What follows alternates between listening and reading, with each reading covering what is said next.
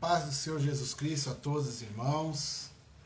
Quero agradecer-lhes por mais uma live, e mais um culto de estudo da palavra.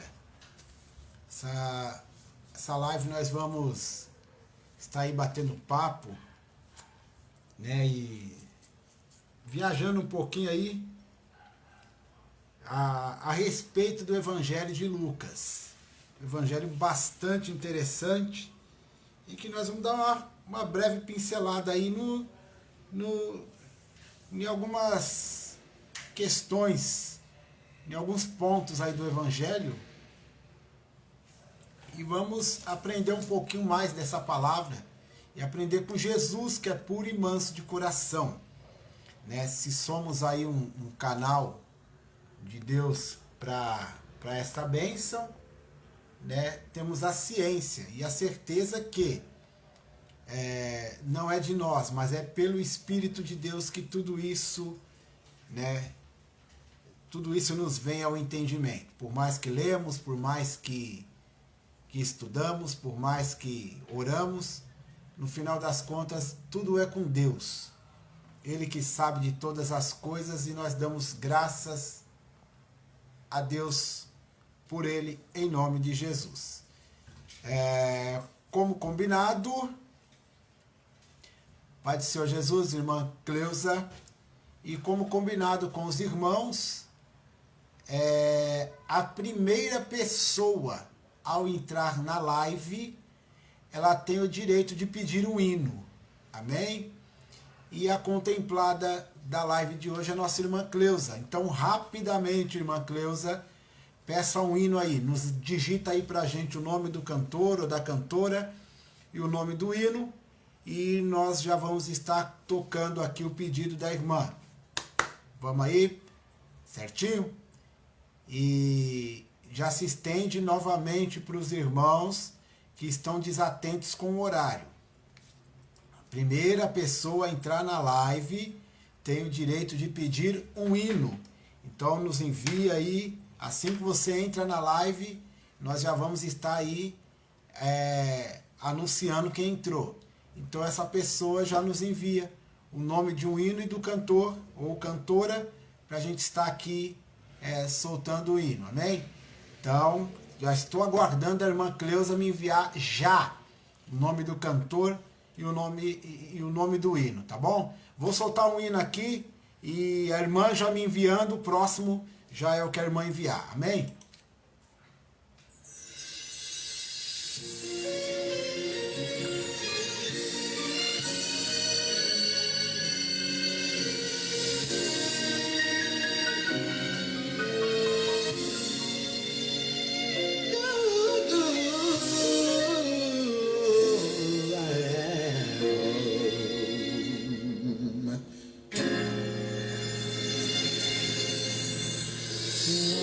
Junto ao tanque de Betesda,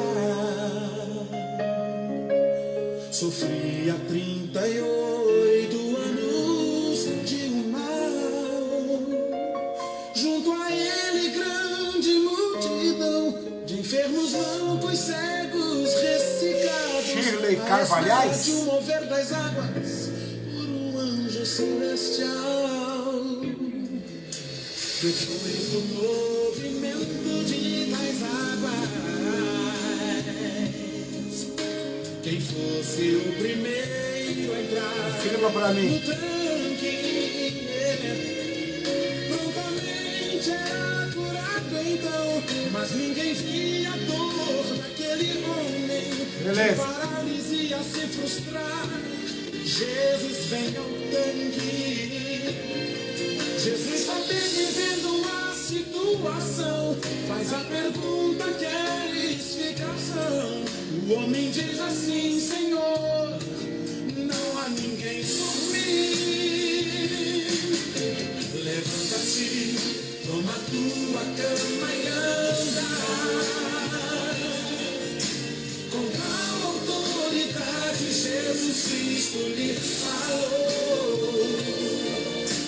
Aquele homem ficou são, tomou sua cama e partiu.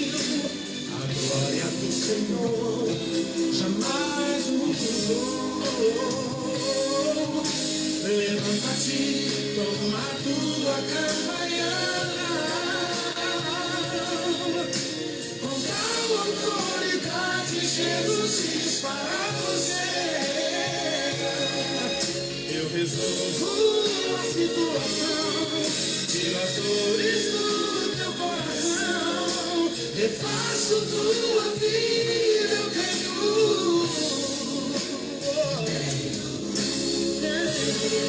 todo poder na minha mão.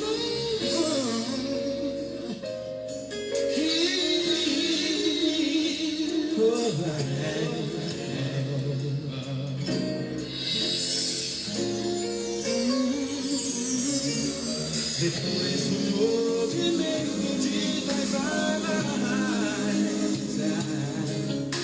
quem fosse o primeiro a entrar no tanque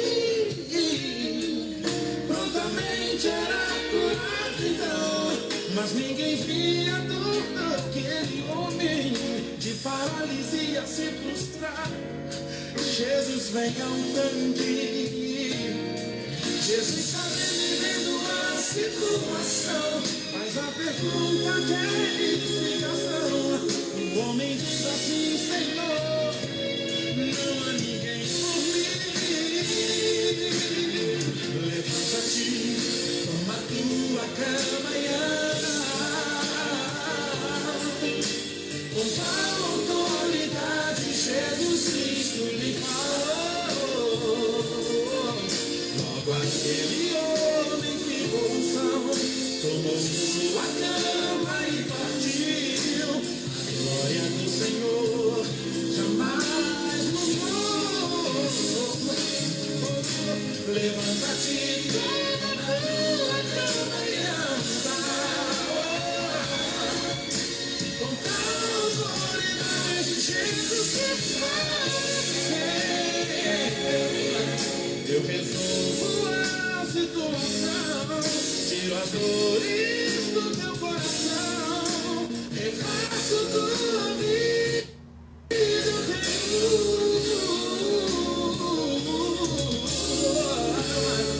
todo poder na minha mão,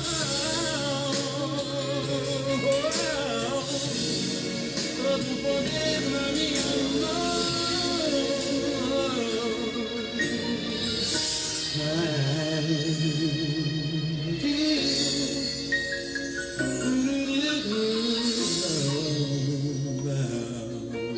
Louvado seja Deus. Vai aí o pedido da nossa irmã Cleusa. Sobrevivi. Glória a Deus.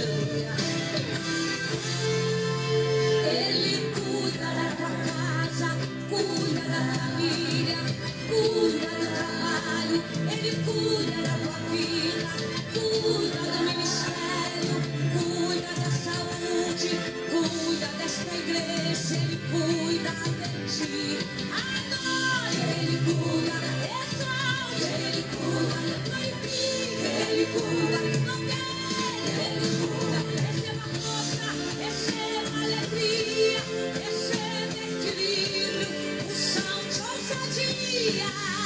Essa guerra não te mata, vai te fortalecer. É neste deserto que Deus vai prover. Se prepare, tem novidade chegando pra você. Deus dá força ao cansado, levanta o caído, exalte o humilhado, Ele cuida do ferido. Enquanto você adora Ele aqui, Ele cuida de tudo pra você. Então adore, Ele cuida, exalte que Ele cuida, glorifique, Ele cuida, louve, Ele cuida. Se alguém perguntar como você venceu, você vai dizer assim: sobrevivi, adorando, sobrevivi, confiando, sobrevivi, não desisti, Deus cuida de mim. Sobrevivi, adorando, sobrevivi, confiando, sobrevivi, não desisti, Deus cuida de mim. Ele cuida de mim, Ele cuida de mim. Glória a Deus. Mais um hino aí e já vamos para a palavra, amém?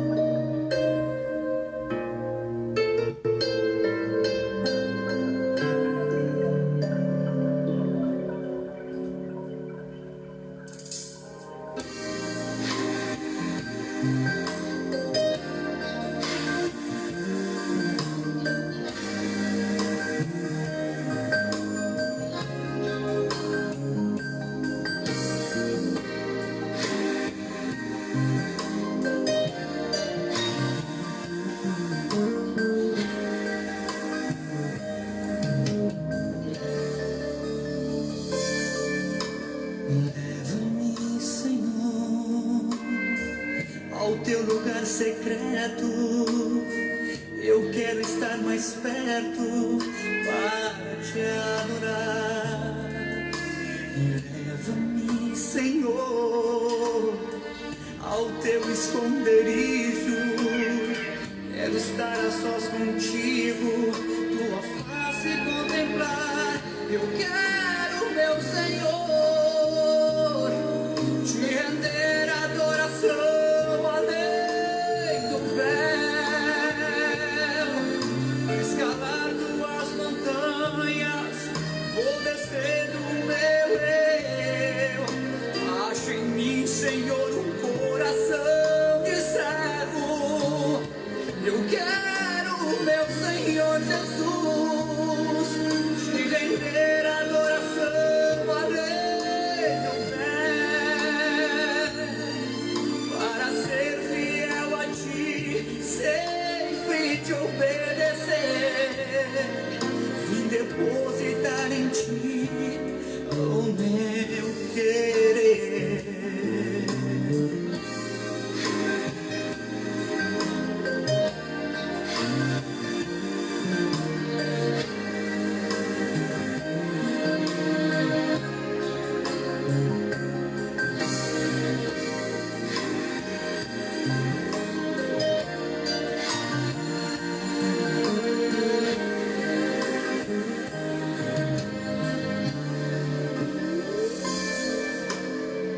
Leva-me, Senhor, ao teu lugar secreto. Eu quero estar mais perto para te adorar. Leva-me, Senhor, ao teu esconderijo. Quero estar a sós contigo, tua face contemplar.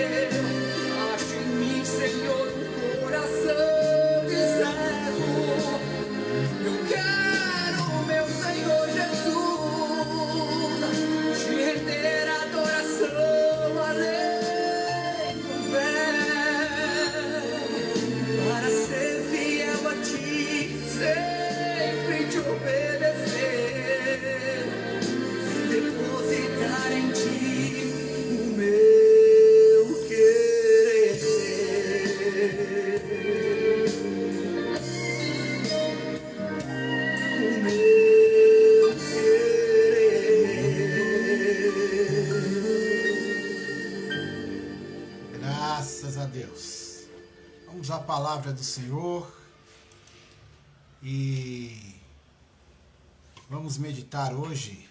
Hoje, se o culto fosse lá na congregação, hoje estaríamos trabalhando para Jesus com o estudo da palavra de Deus. E hoje também não será diferente. Hoje é quinta-feira e a nossa live de estudo da palavra. E hoje nós vamos estudar aí a respeito do Evangelho de Lucas.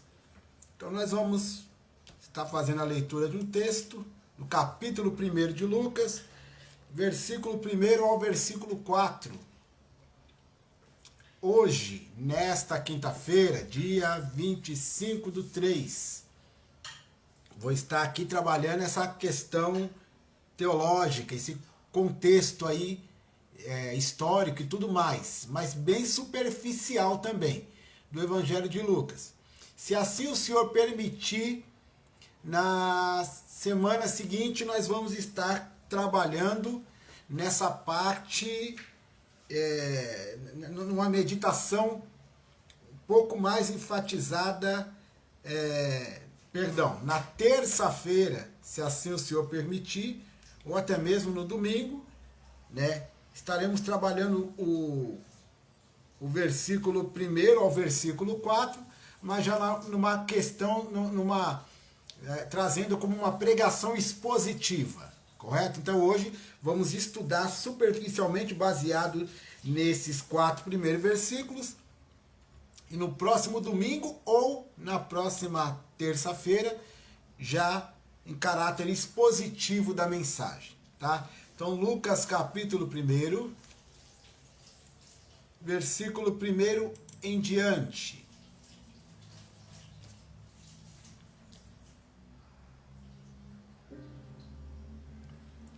Lucas 1, versículo 1.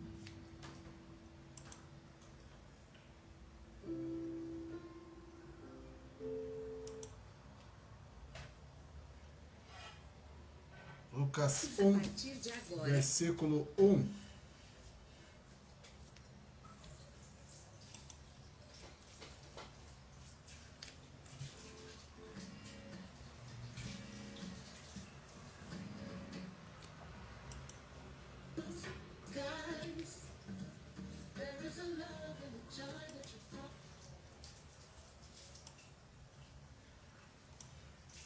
Lucas 1, 1.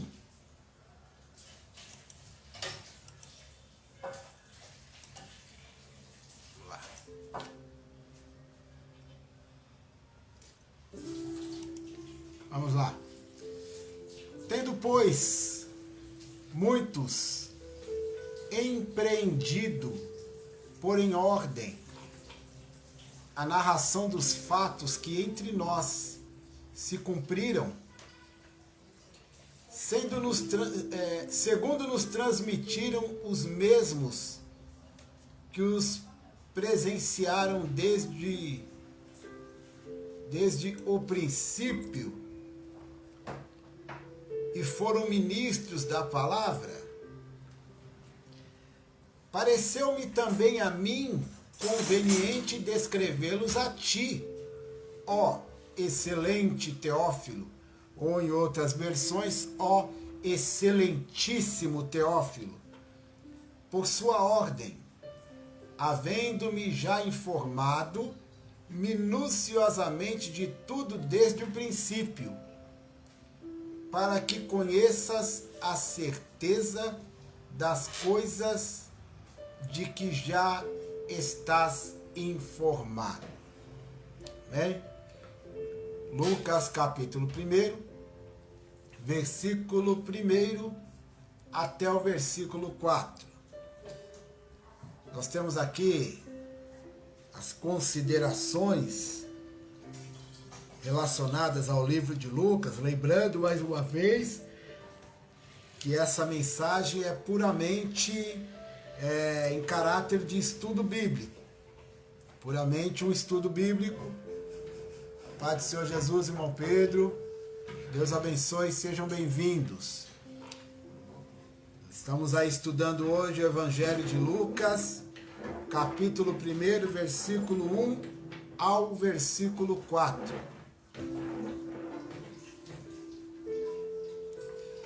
E há algumas considerações preliminares relacionadas a este livro, que diz que o Evangelho segundo Lucas é o primeiro dos 2 livros endereçados a um certo Teófilo. Esse está registrado aí, onde nós acabamos de ler, no seu capítulo 1, no seu versículo de número 3, onde nos diz o seguinte: pareceu-me também a mim conveniente descrevê-los a ti, ó excelente ou excelentíssimo Teófilo. Correto?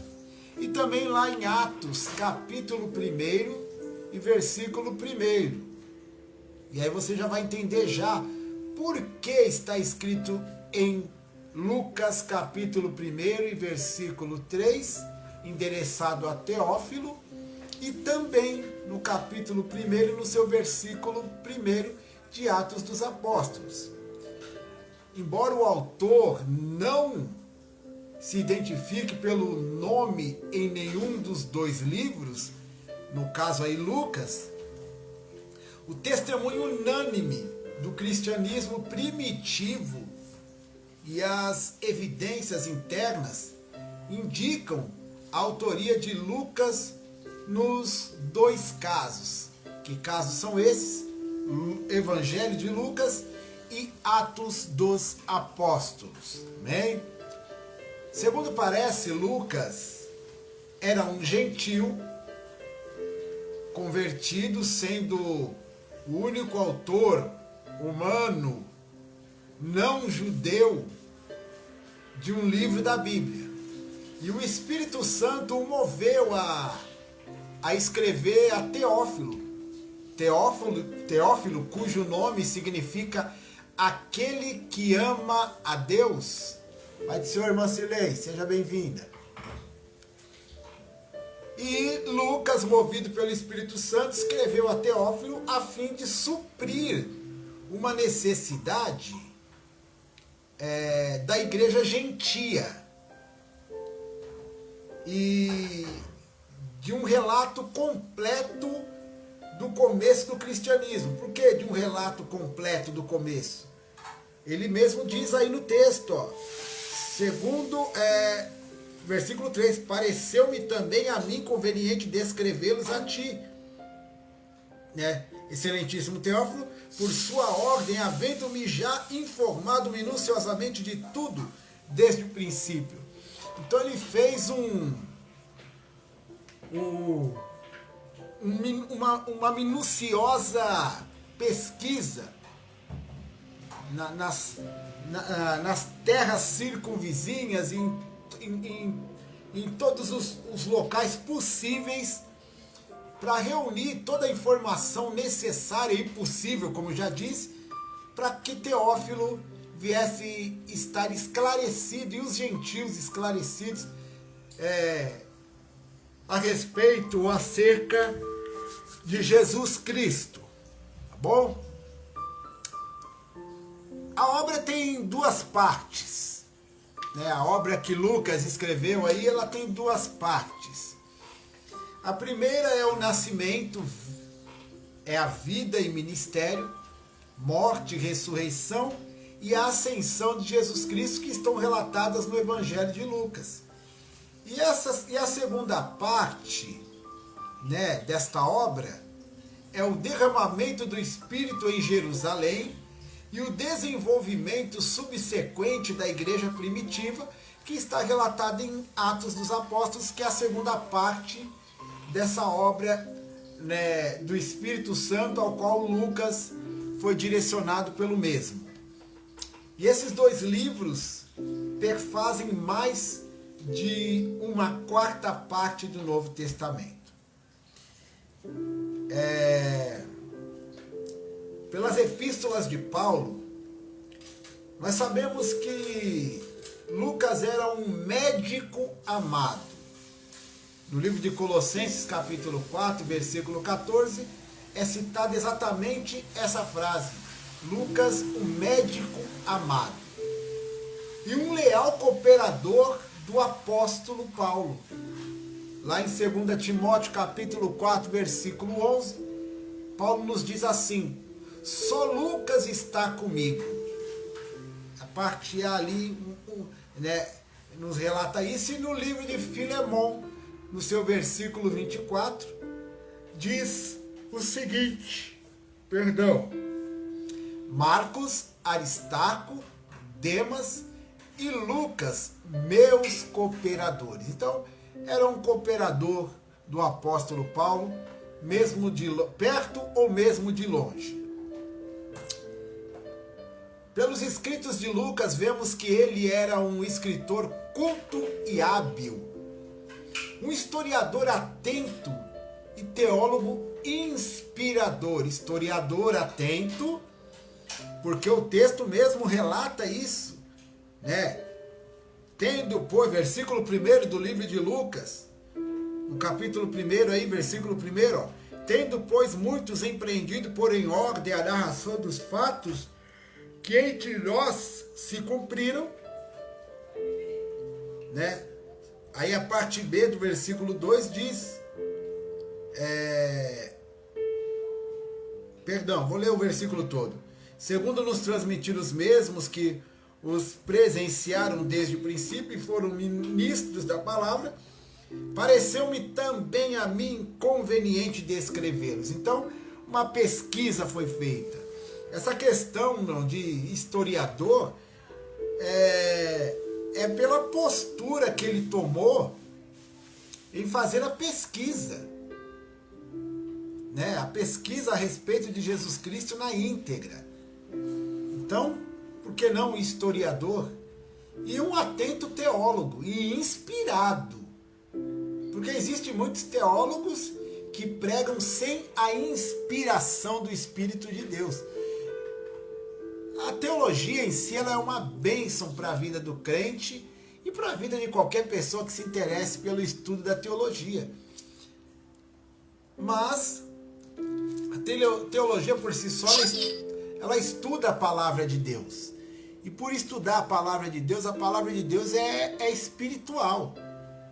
Gálatas capítulo 5 nos relata que o que é carne e o que é espírito. Então há uma necessidade muito grande de sermos estudantes da palavra de Deus, mas estudantes que repassem essa mensagem com inspiração do Espírito de Deus, e mesmo que seja um período somente para estudo próprio, que seja um estudo inspirado por Deus em nome de Jesus. A paz do Senhor Jesus, irmã Monique. Deus abençoe em nome de Jesus. Segundo parece, quando Lucas escreveu o seu evangelho, a igreja gentia não tinha nenhum desses livros completo ou bem conhecido a respeito de Jesus. Primeiramente, Mateus escreveu um evangelho para os judeus e Marcos escreveu um evangelho conciso para a igreja em Roma.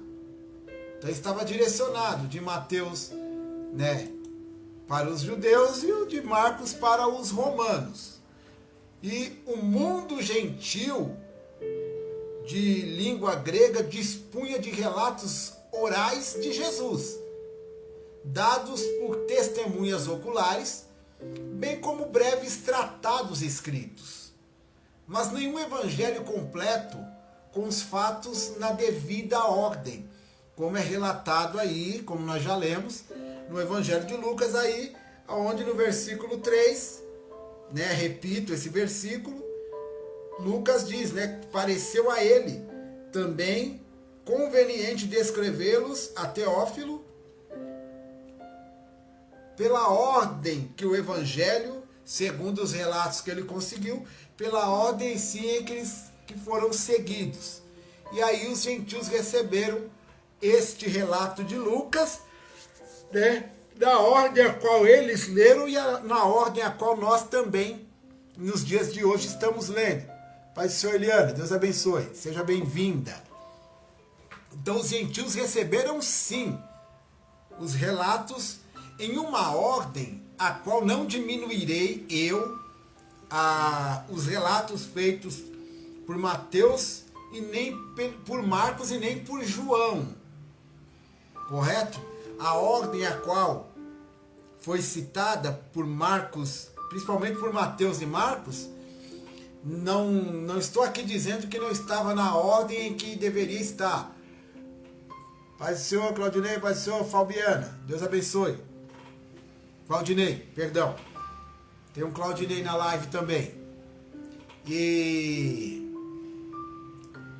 Mas os relatos a qual ele minuciosamente, como ele diz no texto, ele colheu, acredita-se os historiadores que é os que se aproximam mais das pisadas de Cristo nesses 3 anos e meio aproximadamente. Para os irmãos que estão chegando na live agora, estamos meditando aí e estudando, superficialmente, é claro, o Evangelho de Lucas, correto?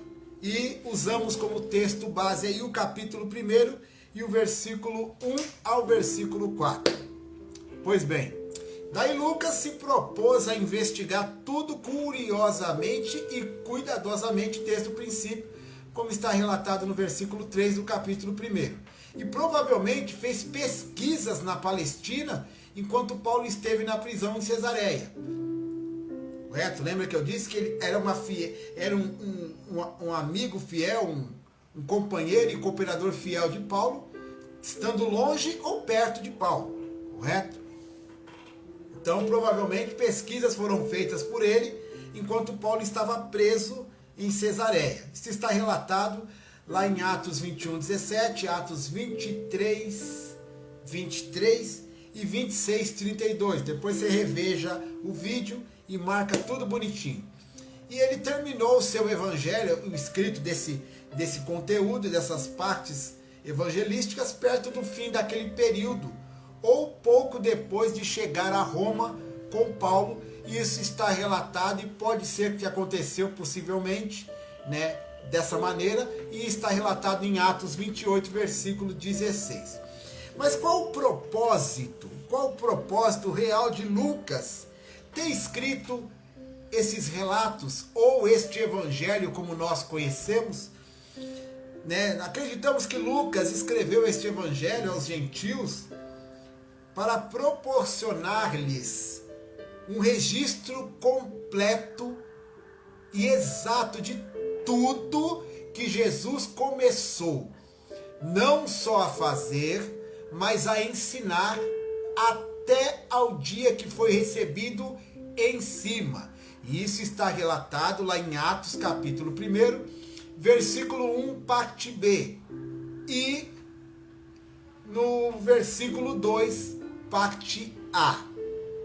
E escrevendo debaixo da inspiração do Espírito Santo, a sua intenção foi transmitir a Teófilo, como eu já disse há minutos atrás, tanto a primeira parte, que é o Evangelho de Lucas, como Atos dos Apóstolos, que é a segunda parte dos relatos de Lucas, foi endereçado a Teófilo.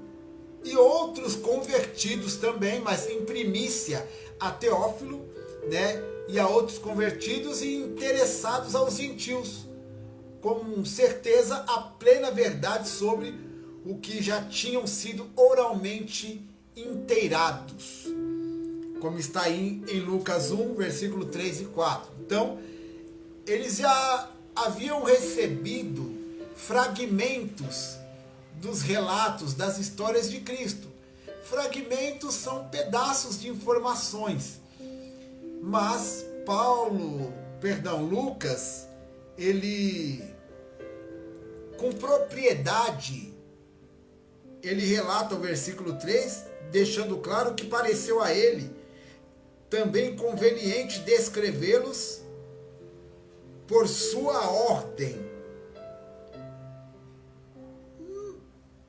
Eu tento fugir disso, e acredito que não houve soberba nessa colocação de Lucas, mas eu particularmente não consigo enxergar Lucas não dizendo indiretamente que os outros relatos eram verdadeiros, é claro, os evangelhos, Mateus, Marcos, Lucas e João, são relatos verdadeiros. Mas eu não consigo fugir aqui no versículo 3, não consigo enxergar de uma outra maneira a colocação de Lucas. Vou ler. Os irmãos aí têm a total liberdade de dizer se acha isso também ou não. São também estudiosos da palavra como eu. Mas eu lendo o versículo 3 do capítulo 1 de Lucas, vamos ler juntos, ó.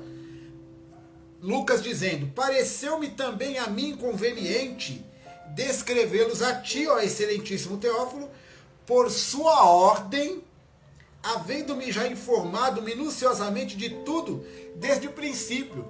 O que eu entendo aqui Lucas dizer para Teófilo e para os gentios é como se assim, ó, vocês conhecem fragmentos da história, né? Como se ele estivesse dizendo, ó, os meus irmãos, né, eles relataram para vocês uma parte, mas pedaços do que ocorreu realmente. Verdades, é claro, mas fragmentadas, não por inteiro. Não que eles ocultaram, de forma nenhuma.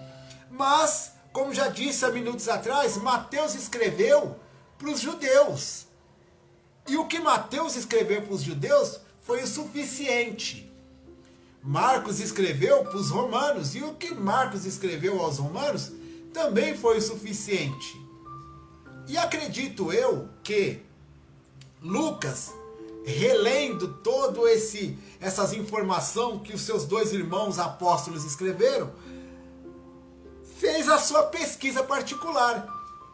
E nessa pesquisa, acredito eu, reuniu-se da boca dos anônimos tanto o que Marcos e Mateus escreveu, quanto mais informações ele conseguiu. E acredito eu ser o motivo a qual ele disse que colocou por sua ordem. Então acredito eu que Lucas conseguiu organizar as pisadas de Cristo com mais ordem ainda do que os outros irmãos colocaram e se lembraram pelo Espírito. Mas também por ser relatos inspirados pelo Espírito de Deus, acredito eu que, repito, o Espírito de Deus colocou no coração de Mateus e Marcos da maneira que era para ser relatada para aqueles povos, tanto os judeus quanto para os romanos, e colocou no coração de Lucas da maneira que tinha que chegar até os gentios e como chegou para nós, para a glória do Senhor, tá? Então não há aqui, segundo a minha observação, como eu já disse, os irmãos têm total liberdade de falarem aí também, digitarem da maneira que pensam, mas acredito eu que não houve soberba alguma em Lucas em dizer que colocou em sua ordem, que colocou em ordem os relatos, a sequência, né? Fez do jeito que Deus achou que tinha que ser feito e os outros irmãos também, tá bom? Então Lucas, no seu evangelho, ele deixa claro que ele escreveu para os gentios, correto? Pai do Senhor, irmã Cátia, Deus abençoe e seja bem-vinda, tá bom? Então ele escreveu para os gentios, para os irmãos que estão chegando. Estamos estudando o evangelho de Lucas, né? E usamos como base o capítulo 1, versículo 1 ao 4. Então vamos lá. Se Lucas escreveu o evangelho para os gentios, vamos dar um exemplo do negócio aí. Ele apresenta a genealogia humana de Jesus, recuando até Adão, né? No capítulo 3, versículo 23 ao 38. E não até Abraão, conforme fez Mateus, né? No capítulo 1 de Mateus, versículo 1 ao 17. E em Lucas, Jesus é visto claramente como Salvador divino humano, certo? Que veio como a provisão divina da salvação para todos os descendentes de Adão. Mas, olhando de uma maneira mais panorâmica, o Evangelho segundo Lucas, ele começa com as narrativas mais completas da infância de Jesus. O capítulo 1 versículo 5, ao capítulo 2, versículo 40, bem como apresenta o único vislumbre nos evangelhos da juventude de Jesus, no capítulo 2, versículo 41 ao 52. Depois de descrever o ministério de João Batista e apresentar a genealogia de Jesus, Lucas divide o ministério de Jesus em 3 seções principais. Primeira, seu ministério na Galileia e arredores, que é o capítulo 4, versículo 14, ao capítulo 9, versículo 50. Segundo, o seu ministério durante a viagem final a Jerusalém, que está relatado no capítulo 9, versículo 51, ao capítulo 19, versículo 27. E terceira seção, sua última semana em Jerusalém, que está relatado no capítulo 19, do versículo 28, ao capítulo 24, versículo 43.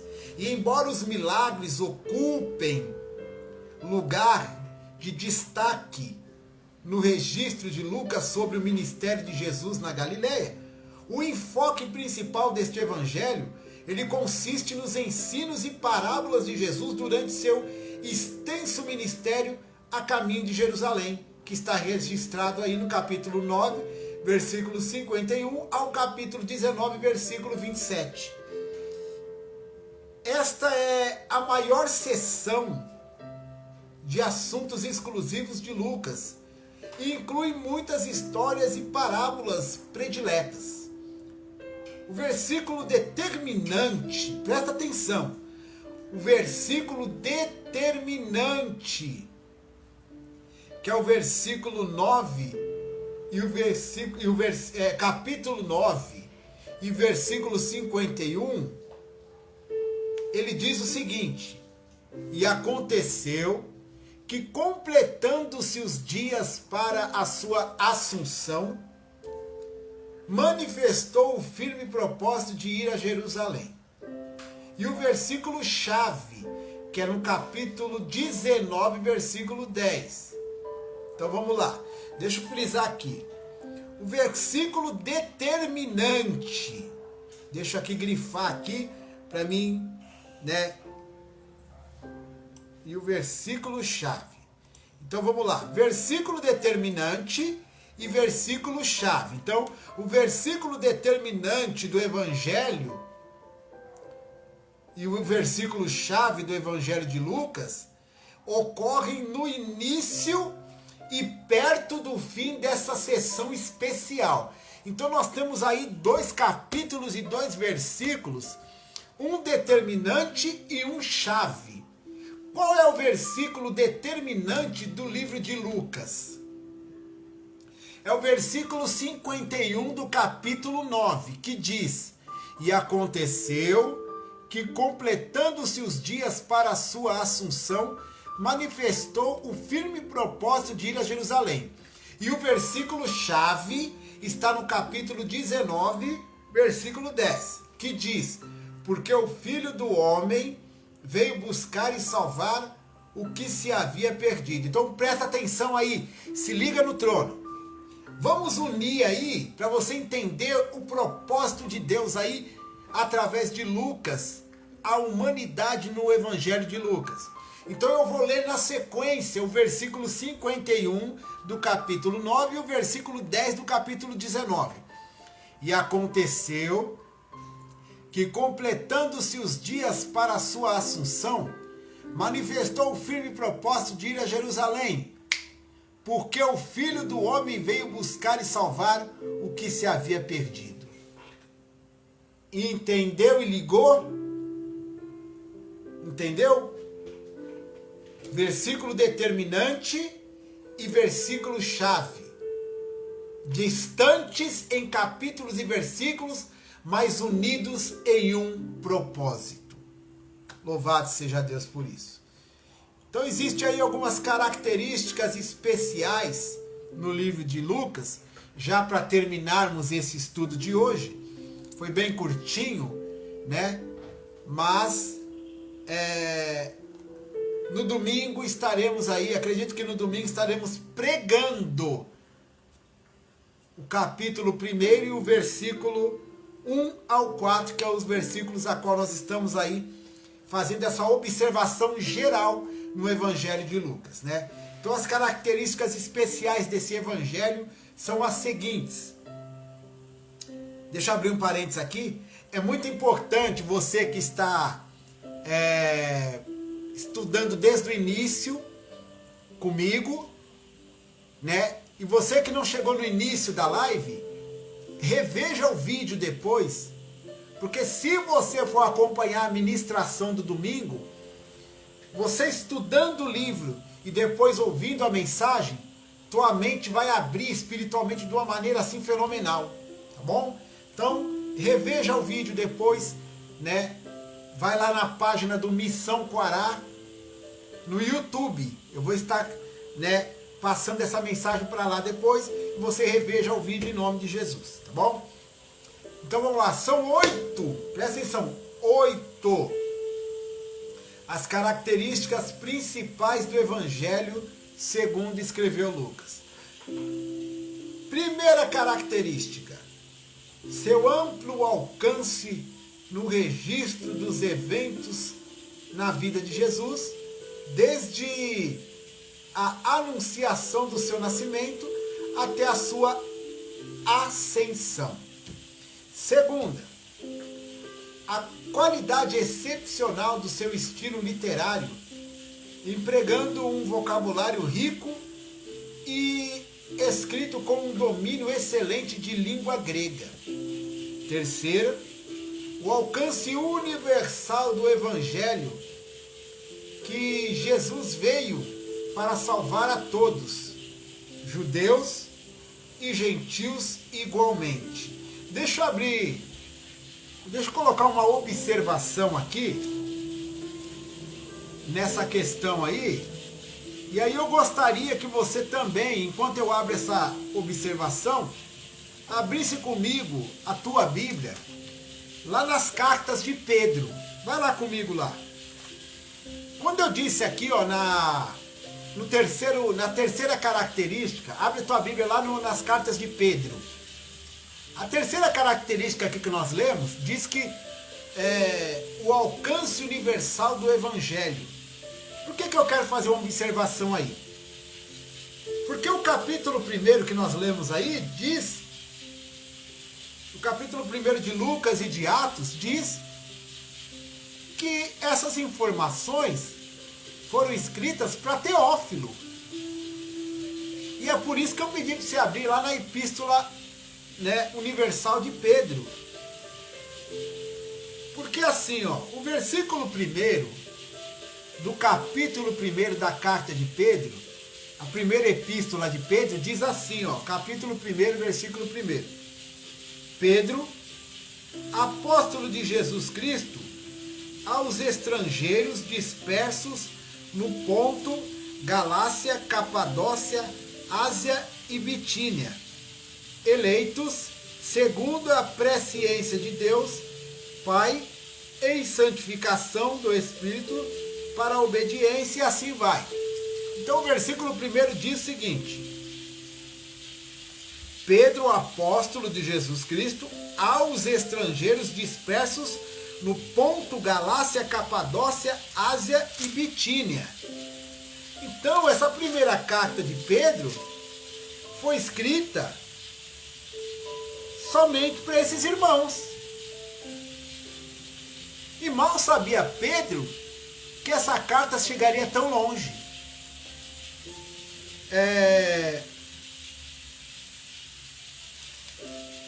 Como eu disse aí em Lucas, com o mesmo propósito. Uma carta escrita para um homem. E aí eu li aqui que no terceiro ponto, né,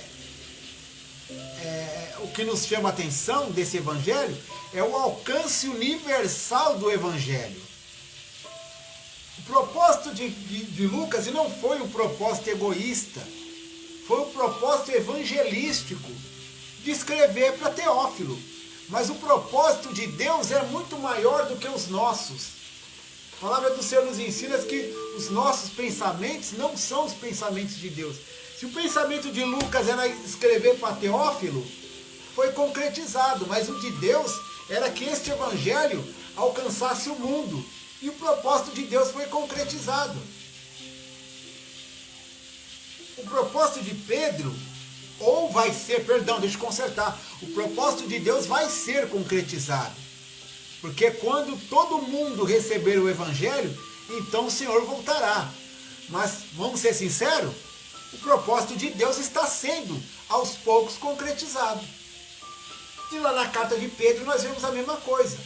Uma carta escrita para certas pessoas, para um número específico de pessoas e características de pessoas. Mas o propósito de Deus era muito mais amplo do que o de Pedro e do que de Lucas e do que de todos os apóstolos, louvado seja Deus. Jesus deixou bem claro aqui no livro de Marcos, capítulo 16, né? Que este evangelho, que disse-lhe Jesus, versículo 15, capítulo 16, versículo 15, e disse-lhes: ide por todo o mundo, pregai o evangelho a toda criatura. Então, é todo mundo.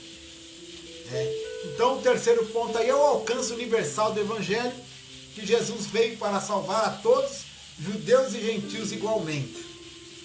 Quarto ponto, ele salienta a solicitude de Jesus para com os necessitados, inclusive mulheres, crianças, os pobres e os socialmente marginalizados. Quinto ponto, a ênfase na vida de oração de Jesus, é o que esse evangelho também aponta, a ênfase na vida de oração de Jesus e nos seus ensinos a respeito da oração. Sexto ponto, o notável título de Jesus neste evangelho, a saber, Filho do Homem. Sétimo ponto, seu enfoque sobre a alegria que caracteriza aqueles que aceitam a Jesus e a sua mensagem.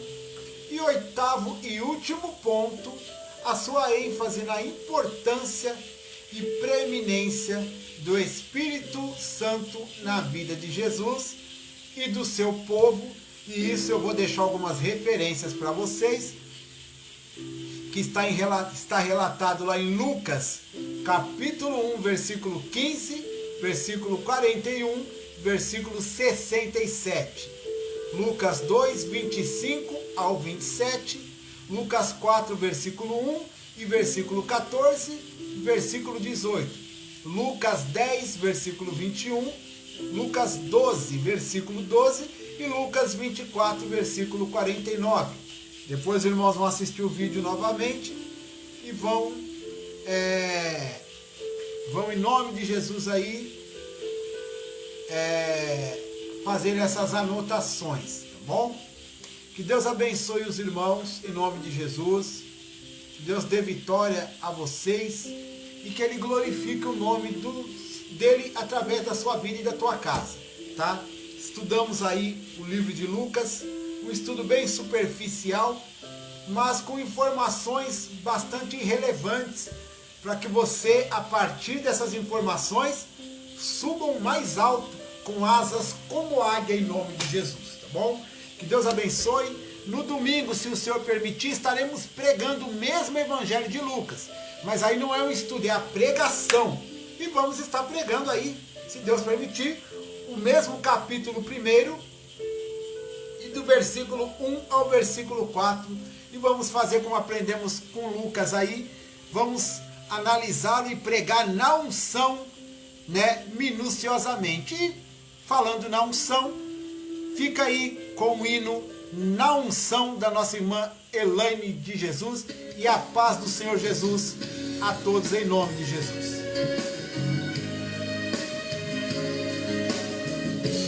Mais tarde, oração às 10 para meia-noite. Deus abençoe. Quando as lutas vierem contra ti. Aleluia. Irmão, insista, ainda não é o fim. Oh, glória a Deus. A tua fé, mesmo fraca, ela é forte, destrói muralhas.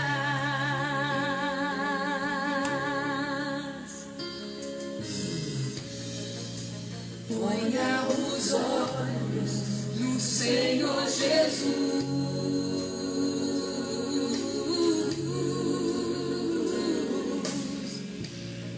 Receba a bênção e a sua luz.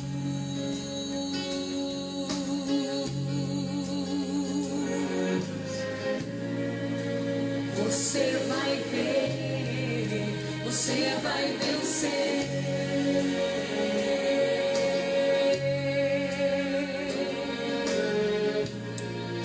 Não sou de Deus e no seu poder.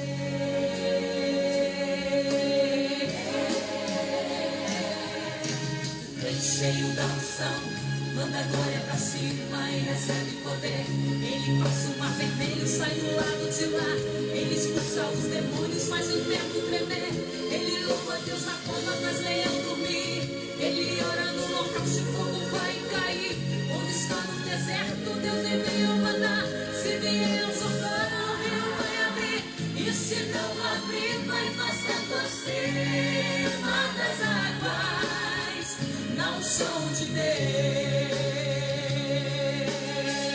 Aleluia. Deus abençoe.